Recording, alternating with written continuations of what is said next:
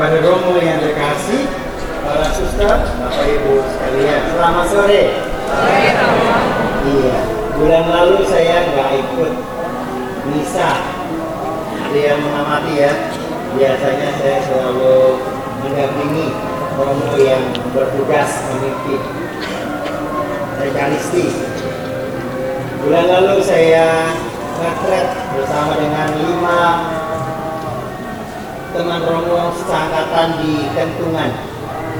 Kami mensyukuri kebaikan Tuhan perjalanan imamat di tahun ke-25 ini, sehingga 10 hari saya retret bersama dengan mereka, dengan Romo Dibyo di Ronkali. Banyak hal yang saya temukan, sehingga kalau Bapak Ibu melihat sedikit wajah saya sedikit bersinar habis retret dan menyiapkan tahun imamat ke-25 itu penuh dengan hal-hal yang tidak bisa diungkapkan dengan kata-kata. Dan kalau sore hari ini saya diminta untuk memimpin Ekaristi dengan tema umum, kita mau menjadi ziarah pengharapan bersama Bunda Maria, di mana tahun jubileum ini devosi umat luar biasa. Porta Santa yang satu ke yang lain, sehingga akhirnya umat baru menyadari betapa indah, betapa hebat, luar biasa paroki-paroki yang ada di Keuskupan Agung Jakarta. Ide ini menguatkan kita bisa mengenal paroki-paroki dengan segala keunikannya, tempatnya jauh, bangunannya bagus, ini itu dan lain sebagainya. Tapi yang pertama, bagaimana perziarahan ini menyatukan umat, menyadarkan umat pentingnya pengampunan akan kerahiman Allah yang menguatkan kita. Maka kalau kita juga mau bersama-sama dengan tema di bulan Juli ini, menghidupkan pengharapan di tengah situasi hidup yang penuh dengan ketidakpastian, ketidakjujuran, ketidakadilan, dan juga banyak penderitaan. Bagaimana hubungannya dengan bacaan-bacaan yang kita dengar? Bacaan pertama dan kedua, kita maaf saya tidak mengupasnya, takutnya terlalu panjang. Karena bacaan Injil sudah menguatkan kita. Oh iya, sorry, yang berkebutuhan khusus, maaf, saya omongnya cepat-cepat. Saya lupa di sebelah kiri saya, kita semua ada umat berkebutuhan khusus yang tidak bisa mendengar. Maka saya ngomongnya pelan-pelan. Setuju ya? Biar penerjemahnya tidak kerepotan. 3 hal yang ingin saya sampaikan berkenaan dengan tema dan juga bacaan Injil hari ini. Yang pertama, bagaimana kisah seorang pemuda yang bertanya kepada Tuhan bagaimana memperoleh hidup yang kekal. Lalu dijawab, mengasihi Tuhan dengan segenap hati, jiwa, kekuatan, dan juga akal budi. Dan ini sungguh mau memperlihatkan ke Tuhan diri kita untuk mencintai Tuhan di atas segala-galanya. Dan perintah yang kedua, cintailah sesama manusia seperti dirimu sendiri.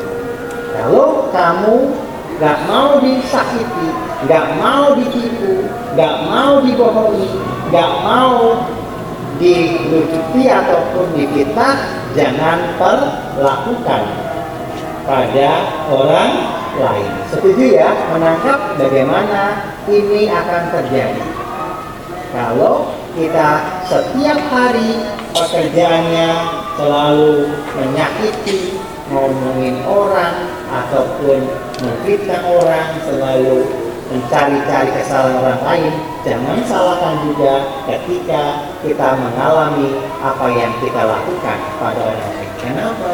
Kita nggak mencintai sesama seperti diri sendiri. Nah, dua hukum ini adalah hukum cinta yang sungguh bisa kita ingat. Mudah, namun seringkali sulit dilakukannya. Bahkan saya buat lagu keutuhan alam ciptaan yang sekarang sedang saya buat berkenaan dengan persiapan syukur imamat ke-25 ini. Ada dua lagu tambahan yang saya buat. Lagu ke-14 itu tentang COVID sebenarnya. 2021 saya kena COVID. Lalu saya buat lagu. Di situ saya mengatakan, Tuhan ampunilah aku, Tuhan sembuhkanlah aku, Tuhan tahirkanlah aku, Tuhan ku percaya kepadamu. Ketakutan, kegelisahan saya tuangkan dalam lagu itu.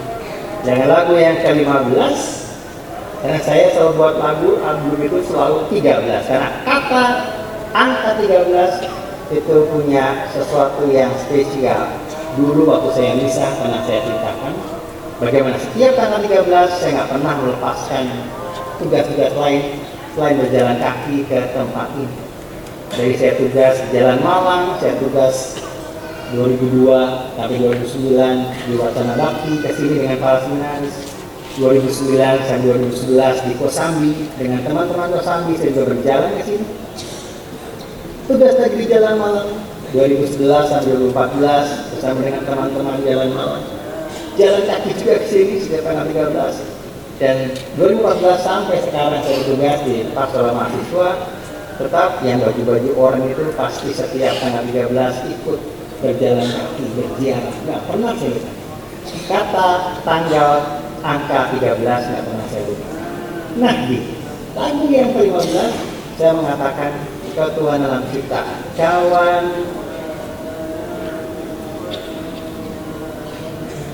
mari bersama-sama merawat alam ciptaannya. Saya bilang, pakai hatimu, gunakan akalmu dengan segenap kekuatanmu.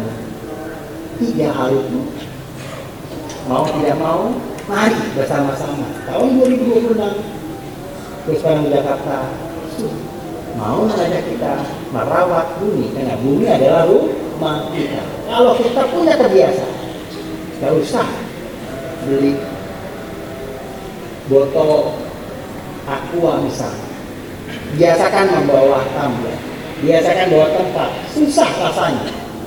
Ketika kita mengadakan satu pastoral, sampah yang luar biasa setiap hari itu begitu banyak, nggak bisa ditangani. Kalau bukan dari kita, nggak bisa ini kita lawan. Plastik masih ada di mana-mana, styrofoam dan lain sebagainya. Bumi menjadi kotor dan lain sebagainya. Ini poin yang pertama. Keutuhan alam ciptaan, cinta kepada Allah harus sesuai keseluruhan diri kita. Baik dengan hati kita bekerja, pikiran kita melakukan sesuatu sesuai dengan akal budi, dan juga kekuatan kita. Jangan cengeng. Ini yang pertama. Yang kedua, kisah 3 orang yang berbeda, Imam, Lewi, dan orang Samaria. Mungkin ada di antara kita. Petugas kami para imam nggak mau peduli, para pemimpin nggak mau peduli, lewati saja ada kesulitan apapun. Ciri itu hadir dalam diri kita. Nggak usah jauh-jauh, di rumah, di sekolah, tempat kita berada. Kadang-kadang ada sampah kecil, kadang-kadang ada binatang yang terlantar, kadang-kadang ada pohon yang tiap hari kita cuma lihat doang sampai kering, nggak pernah disiram sedikit pun. Sama seperti orang yang kena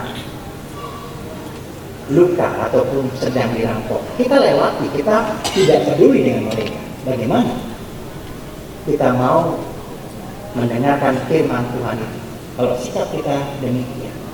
Juga seperti Lewi yang punya aturan, nggak boleh ini, mendekat nanti berdosa dan sebagainya. Lebih pada aturan. Padahal Anda sebagai dokter, Anda sebagai polisi, Anda sebagai hakim, Anda sebagai imam, sebagai suster, sebagai dokter dan sebagainya, Anda punya tanggung jawab di sana.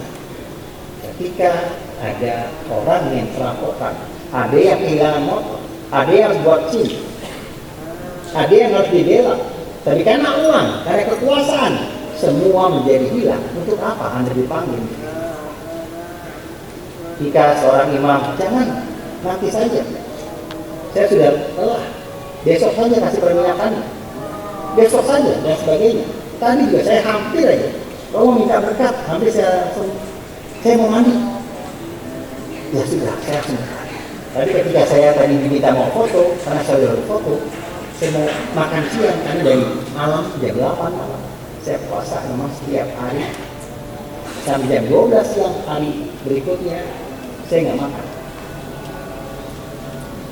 Tadi sampai sini jam 3 atau jam 4, baru saya makan bersama dengan para peziarah yang saya makan dulu. Nanti yang tadi minta foto sama saya, yang tadi berkati, nanti saya tunggu ya, mau saya diajak foto dengan ibu, tadi saya lupa siapa tadi ibu yang, namun saya tidak pernah menolak. Oh itu dia, itu dia, ibu jari, nanti kita foto ya bersama ya.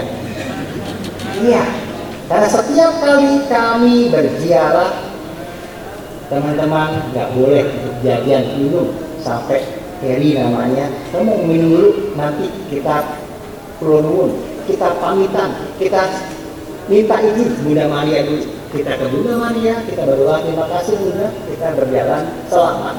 Lalu setelah itu terserah mau mandi, mau tidur lagi, mau makan, mau ngapain silahkan. Itu yang saya lakukan setiap kali saya berziarah dari tanggal 13 Mei sampai Oktober. Tujuan pertama pasti saya ke patung Bunda Maria. Kok nyembah patung? Enggak, nyembah beliau. Saya ingat bagaimana hampir 48 tahun yang lalu saya pernah cerita. Saya berlutut di sana. Umur saya 7 tahun atau 8 tahun. Mama saya meminta saya berdoa di situ. Rumah saya di Kayu Manis. Datang rumah. Setelah 22 tahun kemudian, setelah saya menjadi imam, baru saya tahu Maria mendoakan keluarga kami. Jadi nggak mengenal, akhirnya mencintai. Maka saya bilang sama suster gembala baik, ngomongnya saya cepat-cepat lagi, minta maaf ya. Saya disuruh apa saja untuk gembala baik ini, untuk Pak Prima ini saya mau, bahkan nyapuin mau. Maka setiap kali saya diminta untuk misa, anak-anak SD, SMP, SMA di sini, saya pasti mau pagi-pagi datang ke sini. Apapun juga untuk Fatima. Karena Bunda Maria, Fatima menguatkan minimal panggilan saya. Dan itu menjadi moto tulisan saya. Kepedulian pada Allah itu hadir dalam diri seorang Maria yang saya ikuti. Maka dia bukan hanya peduli, dia mau melawan ketidakadilan, ketidakpastian menjadi sesuatu yang pasti. Sehingga nampak seperti orang Samaria yang memang nggak punya agama mungkin, yang memang tidak punya banyak kehidupan rohani yang baik, tapi dia punya kepekaan, dia punya kepedulian. Ketika ada orang yang dirampok, orang yang menderita, langsung dia lakukan semua apa yang harus dilakukan. Bahkan kalau ada sesuatu yang harus dibayar, aku tambahkan. Dan akhirnya dia melakukan dengan hatinya, dengan otaknya, akal budinya, dengan kekuatannya. Dan itulah sesama manusia. Dan yang terakhir, saya mengucapkan terima kasih teman-teman. Saya menguatkan, gak usah takut ketika Anda berziarah harus jauh-jauh. Bahkan bulan Mei pertama kali ya, ingat ya, hujan deras, kita minggir semua. Juni kemarin saya nggak tahu, sekarang cerah luar biasa. Maka mintalah Tuhan akan memberikan apapun juga. Dan sekarang setelah hampir 10 tahun terakhir saya punya komunitas Ave Maria Fatima, saya bilang teman-teman, kita nggak usah selamitan lagi sama Bunda Maria, nggak usah minta-minta lagi, semua sudah diberikan. Maka di Mamat 15, 10 tahun yang lalu saya sudah menyampaikan ke teman-teman, sejak saya diminta Bapak Kardinal untuk mendampingi Legio Maria Senaput Jakarta, Sumatera dan Kalimantan, saya percaya bersama dengan para prajurit Maria, mari kita ikut, mari. Enggak usah harus khawatir. Maria berani ambil resiko dan semuanya akan terlaksana. Melalui Maria kita bisa mengenal Yesus yang adalah Tuhan yang sungguh akan menjadi juru selamat kita kepada Allah. Amin. Kemuliaan kepada Bapa dan Putra dan Roh Kudus seperti pada